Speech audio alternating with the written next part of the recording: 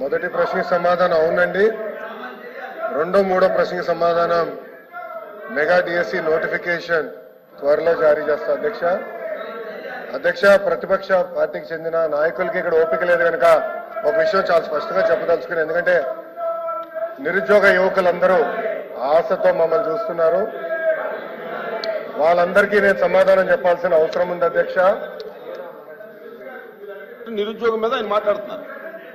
కూర్చోండి, మీరు కూర్చొని వినండి. మీరు కన్సర్న్ డిఎస్సి విషయం నేను చెప్తున్నాను, మీరు ప్రశ్న సమాధానం చెప్తున్నారు. 1 minute సార్.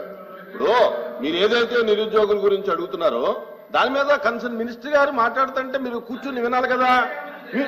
వినాలి కదా అన్నాను. ఇప్పుడు మీకు ఏం కావాలి కాదండి, అదే విషయం చెప్తున్నారు.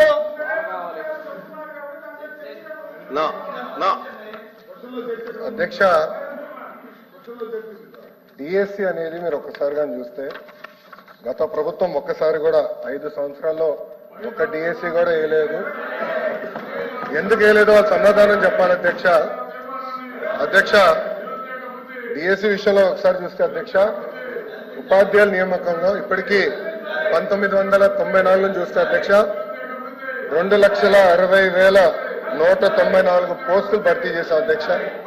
దాంట్లో అధ్యక్ష తెలుగుదేశం పార్టీ అధికారంలో ఉన్నప్పుడు 1,80,272 పోస్టులు భర్తీ చేస్తాం జరిగింది అధ్యక్ష. అంటే 70% టీచర్ పోస్టుల నియామకం ఒక తెలుగుదేశం పార్టీ హయాంలో జరిగిందని గౌరవ సభ్యులు ముందర తెలుసుకోవాల్సిన అవసరం ఉంది అధ్యక్ష.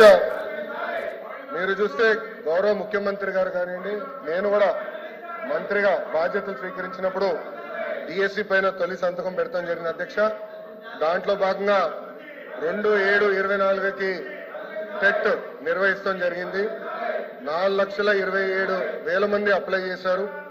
దాంట్లో 3,68,000 మంది అపియర్ అయ్యారు.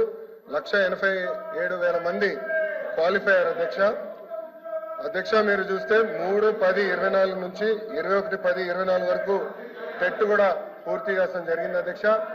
1 మ్యాన్ కమిషన్ రిపోర్ట్ త్వరలో రాబోతుందని మేము భావిస్తున్నాం అధ్యక్ష.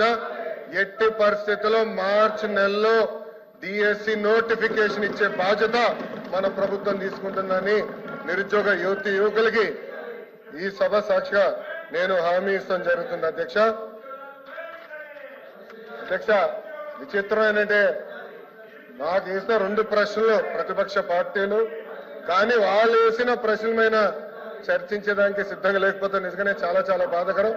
ఇప్పుడన్నా వాస్తవాలు తెలుసుకోవాలని గౌరవ సభ్యులు నేను కోరుతున్నా అధ్యక్ష.